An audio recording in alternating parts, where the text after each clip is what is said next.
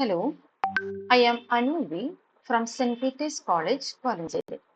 ഈ വീഡിയോയിൽ graph തിയറിയിലെ adjacency matrix എന്ന കൺസെപ്റ്റ് ആണ് എക്സ്പ്ലെയിൻ ചെയ്യുന്നത്. Define adjacency matrix of A graph. അപ്പോൾ അഡ്ജസൻസി മെട്രിക്സ് ഏത് ഗ്രാഫിനും ഡിഫൈൻഡ് ആണ്. ഗ്രാഫ് സിമ്പിൾ ആയിരിക്കണം എന്ന് നിർബന്ധമില്ല.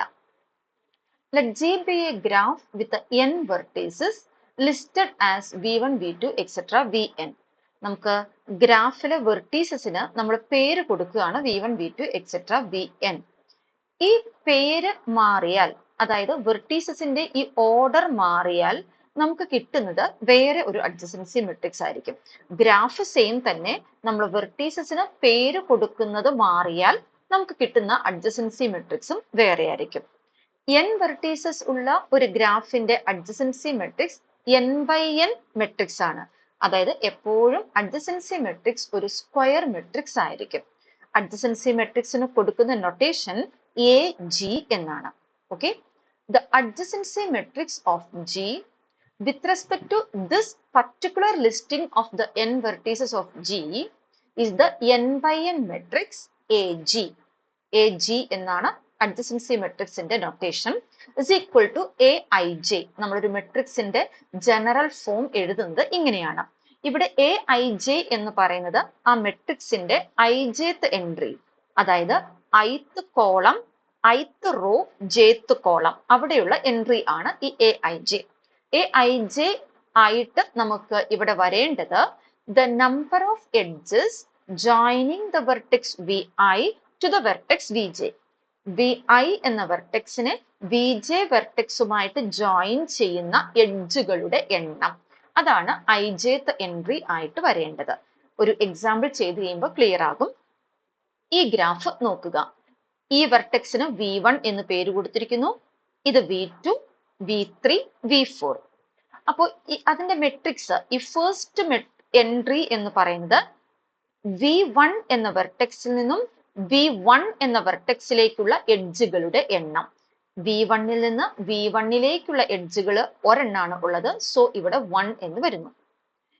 ഇത് V1 എന്ന വെർട്ടെക്സിൽ നിന്നും V2 എന്ന വെർട്ടെക്സിലേക്കുള്ള എഡ്ജുകളുടെ എണ്ണം. V1ൽ നിന്ന് V2ലേക്ക് ഒരു എഡ്ജ് ആണ് ഉള്ളത്, അങ്ങനെ ഇവിടെ 1 എന്ന് വരുന്നു. ഇത് V1 എന്ന വെർട്ടെക്സിൽ നിന്നും V3 എന്ന വെർട്ടെക്സിലേക്കുള്ള എഡ്ജുകളുടെ എണ്ണം. V1ൽ നിന്നും V3ലേക്ക് എഡ്ജ് ഇല്ല, സോ അവിടെ 0 വരുന്നു. ഇത് V1 എന്ന വെർട്ടെക്സിൽ നിന്നും V4 എന്ന എഡ്ജിലേക്ക്. V1ൽ നിന്നും V4ലേക്ക് എഡ്ജ് ഇല്ല, അതുകൊണ്ട് ഇവിടെയും 0 വരുന്നു. അതായത് അഡ്ജസൻസി മെട്രിക്സിന്റെ ആദ്യത്തെ റോ എന്ന് പറയുന്നത് V1 എന്ന വെർട്ടെക്സിൽ നിന്നും പോയിട്ടുള്ള എഡ്ജുകളുടെ എണ്ണമാണ്. ഓക്കെ, രണ്ടാമത്തെ റോ V2 എന്ന വെർട്ടെക്സ്. അപ്പൊ ഇത് V2, V1. V2വിൽ നിന്ന് V1ലേക്ക് ഒരു എഡ്ജ്. ഇത് V2, V2. V2വിൽ നിന്ന് V2ലേക്ക് ഒറ്റ എഡ്ജും ഇല്ല, സോ അവിടെ 0. ഇത് V2, V3. V2വിൽ നിന്ന് V3ലേക്ക് ഒരു എഡ്ജ് ഉണ്ട്, സോ 1. ഇത് V2, V4.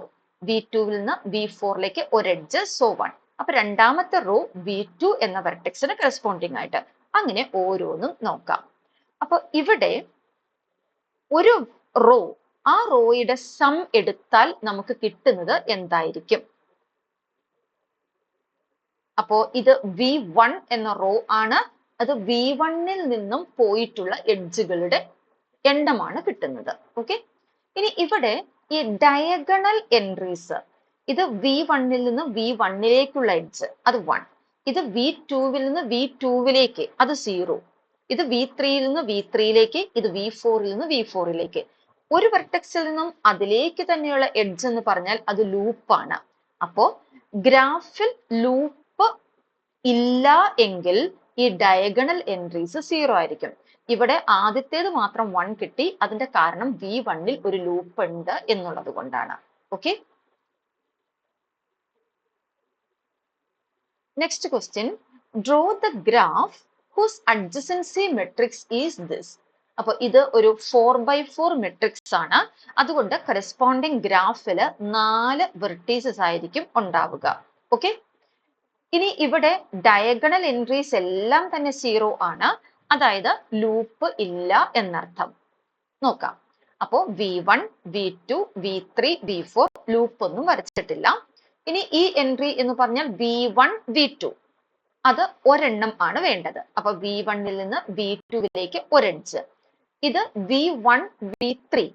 അപ്പൊ V1 ൽ നിന്നും V3ലേക്ക് രണ്ട് എഡ്ജ് ഉണ്ടാവണം. നോക്കുക, V1 ൽ നിന്നും V3ലേക്ക് രണ്ട് എഡ്ജ് വരച്ചിട്ടുണ്ട്.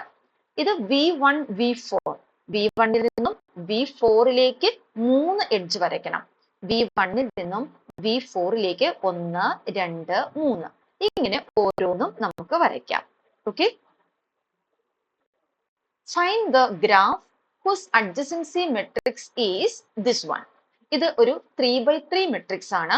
സോ എന്റെ corresponding ഗ്രാഫിൽ 3 vertices ആണ് വേണ്ടു.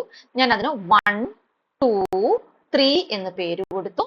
ഇവിടെ ആദ്യത്തേത് V11, അതായത് 1 എന്ന വെർട്ടെക്സിൽ നിന്നും 1 എന്ന വെർട്ടെക്സിലേക്ക് ഒരു എഡ്ജ്.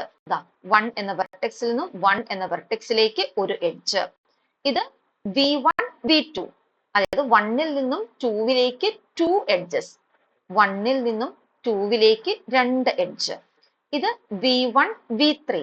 അപ്പോൾ 1 ൽ നിന്നും 3ലേക്ക് ഒരു edge and so on. Okay. Already പറഞ്ഞ ഒരു കാര്യമാണ്. What can you say about the graph if all the entries of the main diagonal of adjacency matrix are 0?